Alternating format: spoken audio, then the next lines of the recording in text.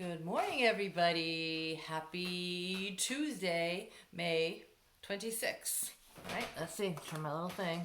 May 26th. I really don't know the day if I don't set this or look at a calendar. Getting all goofed up. And it's Tuesday. Whenever we have a Monday off, I get all goofed up for the rest of the week. So today is Tuesday. I have to remember I have a meeting, online meeting at 1:30. Other things happen on Tuesday. So got to keep myself straight. Do you have a calendar that you use? I don't know if you use a calendar so that you can write things down on it and keep track. And I do that. So with that, let's get with going on this weekend. How was your weekend? It was a long weekend. Did you enjoy the extra time? I know you didn't have homework to do, so that's good. My family on Sunday was really nice. We had a little picnic. My parents came over. It's also my dad's birthday tomorrow. So we had a little picnic, and my son and his girlfriend came over. We stayed outside and were socially distant, had hot dogs and hamburgers, some baked beans, some chips, and birthday cake for dessert. So it was nice to see my son and Lauren and their dog. They have a golden doodle named Bean, so they brought Bean with them. And it was just a nice day to sit outside in the sunshine. So I also, what else? We went to Ocean State Job Lot. I don't go to too many stores, but I needed a birthday present for my dad. So we went there, and when I go any place, I make sure I wear my mask. I have my hand sanitizer. I have my wipes. So we got in there, got our things, came out, washed up. I think we were very safe doing that, but I got my dad this really cool bird bath. He likes to work out in the yard in his garden, and it's bright green and blue glass, and he likes it. So it was nice that we were able to do that. What else did I do? Oh, and then yesterday, Mr. Oppel and I went downtown Shelton. We went down along Canal Street where there's a new shopping center. I think it's going to be a Dunkin' Donuts. I didn't even know they built this place down there. And we watched the taps from the bridge. They played taps on the bugle for Memorial Day in honor of the soldiers that had died protecting our country in past wars. And we watched that. So that was nice. They did one on the bridge, and then as soon as that was finished, they did another one, and then they were doing another one farther down, and it was really cool. So I got to celebrate Memorial Day a little bit. So then we came home and we washed windows. We put the air conditioners in the windows. We I don't know, did stuff around the yard. So now we're back to our routine. We have got 4 more weeks of school, just about that. And we're just moving right along. So this week we are not going to do our DLR, our daily language review, since we missed Monday. I think you should only have 2 left in your packet. So we'll do that next week and the week after. So none for today. All right, but let's go over, take yours out for last week, for Friday, just so that we can go over that. Let's see how you did. Okay, it said you had to choose the word that best completes the sentence. We need to find blank orange sweater for the party. A orange sweater, an orange sweater, these orange sweater. Remember to say the words and see how it sounds. I circled an. Now, the reason with this, and we've talked about this one, the word, you're looking for the word before a word. If it's a or an, you have to look at the word. Orange starts with a vowel. If the next word starts with a vowel, you use an, A-N. So we need to find an orange sweater. Not we need to find a orange sweater, right? Because it starts with an O. If it was blue sweater, we need to find a blue sweater because it would be a B. So this is an. Number 2. Her dad is the blank of all his brothers. Her dad is the shorter of all his brothers. Her dad is the short of all his brothers. Her dad is the shortest of all his brothers.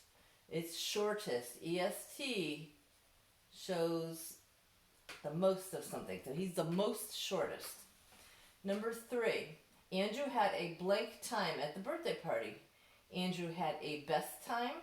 Andrew had a well time. Andrew had a good time at the birthday party. It's good. Number 4, the test was hard, but Al thought he'd done best. Al thought he'd done well. Al thought he'd done good. A lot of times you guys will pick good, but the better word is well, right? So the test was hard, but Al thought he'd done well. We were talking about that last week in one of our problems. I don't remember the exact situation, but well would be the answer. And number 5, he is blank a solo in the play. He is sing a solo in the play. He is sang, that already happened, a solo in the play. He is singing. It's got the suffix ing. He is singing a solo in the play. So make your corrections on that. And we do not have one for this week. Okay, I hope you guys are correcting those. And just hanging on to them. Keep them in your folders. So we have started poetry.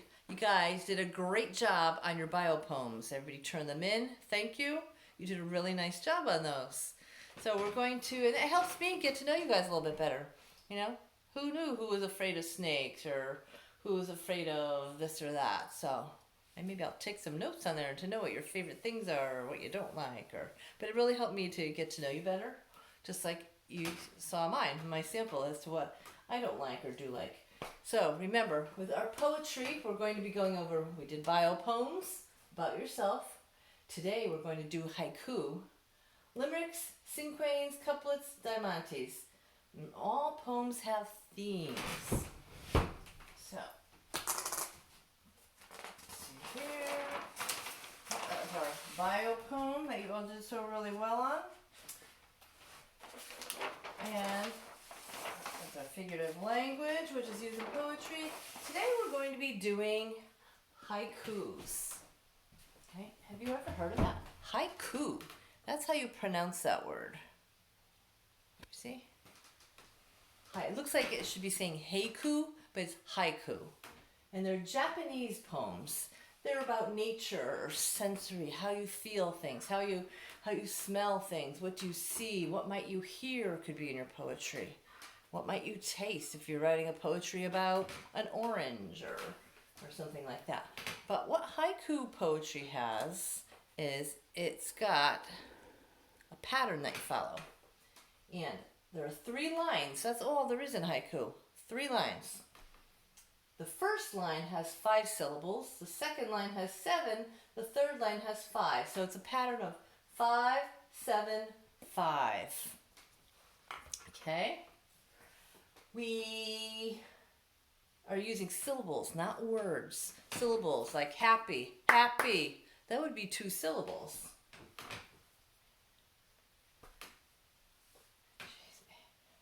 So if I said a syllable like a line, she's a happy girl, I have to count. And this is what you're going to have to practice. And this might be the tricky part. What is she's a happy girl?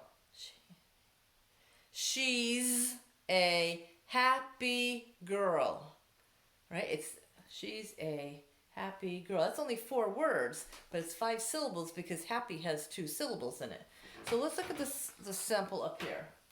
You see mine? Make sure you can see that okay. All right, so I have a poem here about a butterfly, the blue butterfly. It's only 3 words, 1, 2, 3, but let's count the syllables. The blue butterfly. So there are 5 syllables in that first line, right? The blue butterfly. The next line says, soars to the vibrant flower. Vibrant means bright. So let's count the syllables. Soars to the vibrant flower. That's 7 syllables. 1, 2, 3, 4, 5 words, but 7 syllables. The last line, it lands peacefully. 5 syllables. Following our haiku pattern. And again, you could pick something about nature. You could use one of your senses. So I will let you pick a topic you're going to write today. You're going to choose and write your own. So what you will see, I haven't done this yet, but let's see if I can turn this. There's my dining room. You're going to open up the assignment in your Google Classroom. just gonna hold it. Yikes. Okay, so when you're in your Google Classroom, you're under assignment and then go to instructions. And you'll see all my instructions where I watch a video. Open up the slideshow.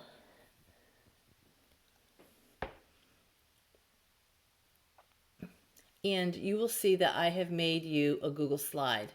This is yours. It's not anybody else's. So what you're going to do is type your name in here, and the slides are over on the left.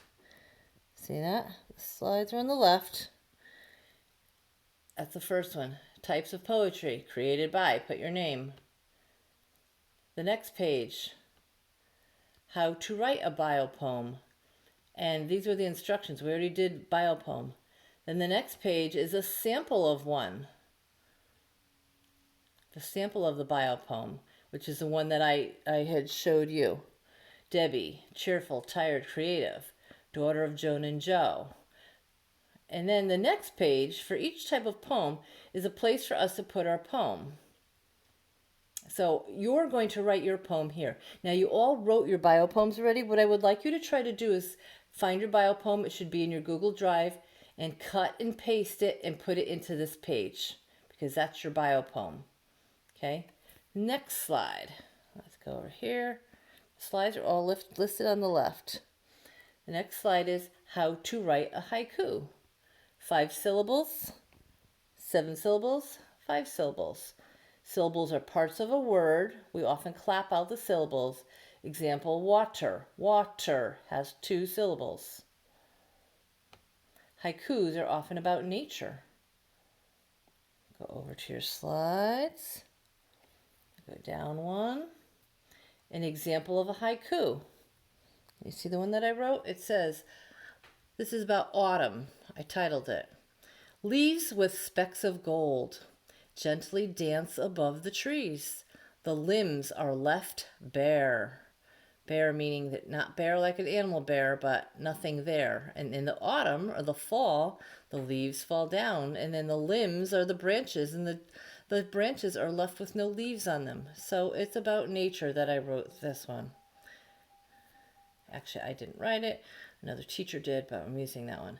Then the next spot, slide number 7, and if you look over here, you can see where my cursors were on slide number 7. I want you to write your haiku in there today. Okay. So that is all you're going to do today. You're going to review the slides, the slideshow. You're going to put your bio poem into the bio page. I didn't have this on last week. I try not to have this glare. I can take those off. And you're going to put your bio poem into the slideshow, and then you're going to write your haiku. Okay, and that's all. This will stay in your Google Drive, so you can hit turn it in, and then if you go to find it tomorrow, you say, it's not there, but it's in your Google Drive. If you don't hit turn in, I should still be able to see it.